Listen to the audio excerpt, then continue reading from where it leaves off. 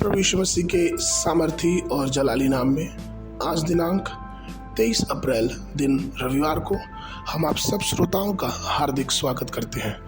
आज के दिन के लिए जो वचन है वो लिया गया है भजन संहिता की पुस्तक उसका 32 अध्याय 5 पद।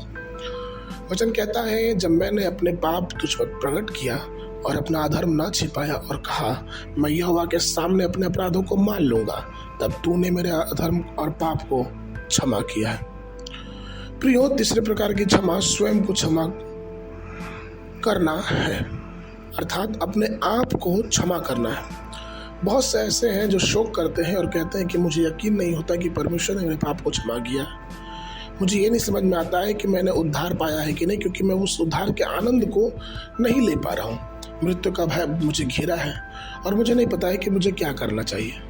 और कुछ अन्य स्वयं को क्षमा करने में सक्षम नहीं है, क्योंकि उनका ये कहना होता है कि मैंने बहुत गंभीर पाप किया और इस पाप की कोई क्षमा नहीं। कुछ और भी है जिन्होंने प्रभु क्षमा करने के लिए हमेशा तैयार रहता है, लेकिन वे अपने आप को हमेशा ही पापी समझते रहते हैं। एक घटना है कि एक युवक और एक महिला एक दूसरे से बहुत प्यार करते थे और अचानक पुरुष के युवक के माता पिता ने उसका विवाह किसी दूसरी महिला से रच दिया और अपने माता पिता को खुश करने के लिए उस युवक को वो विवाह करना पड़ा।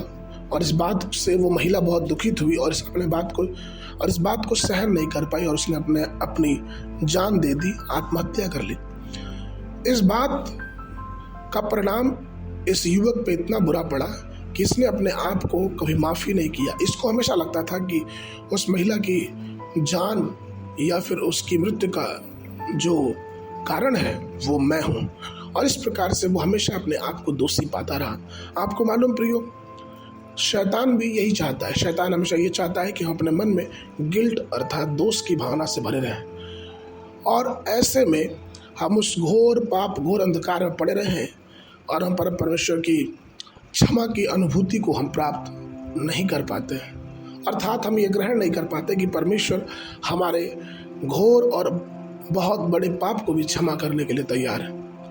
पवित्र शास्त्र रोमियो की पुस्तक उसके 8:1 में कहता है, सो अब जो मसीह यीशु में है उन पर दंड की आज्ञा नहीं, क्योंकि वे शरीर के अनुसार नहीं वरन आत्मा के अनुसार चलते हैं। इब्रानियों की पुस्तक में पौलुस कहता है 8:12 में, क्योंकि मैं उनके अधर्म के विषय में दयावंत हूँ और उनके पापों को फिर स्मरण न करूँगा।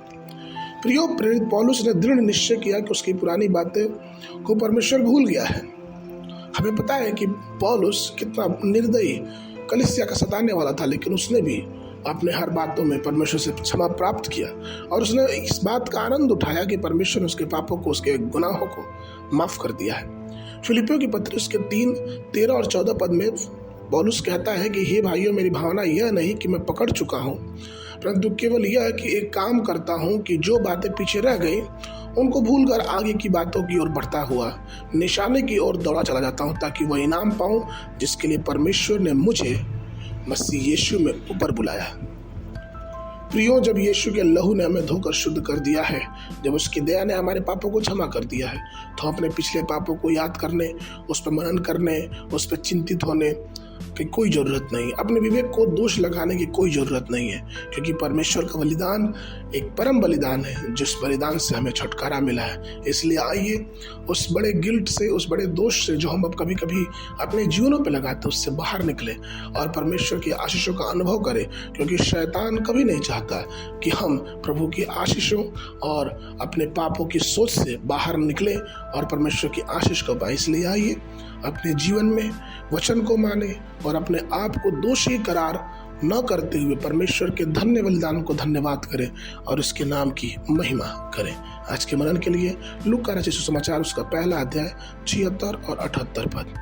और तू हे बालक परम प्रधान का भविष्यवक्ता कहलाएगा, क्योंकि तू प्रभु के मार्ग तैयार करने के लिए उसके आगे आगे चलेगा, कि उसके लोगों को उद्धार का ज्ञान दे जो उनके पापों की क्षमा से प्राप्त होती है। यह हमारे परमेश्वर की उसी बड़ी करुणा से होगा जिसके कारण ऊपर से हम पर भोर का प्रकाश उदय होगा। बाइबल अध्ययन के लिए सुबह के समय 2 शामुएल की पुस्तक उसका 16, 17 और 18 पद। संध्या के समय लूका रचित सुसमाचार उसका 17 अध्याय 20 पद से लेके 37 पद तक। परमेश्वर आप सबको आशीष देवे।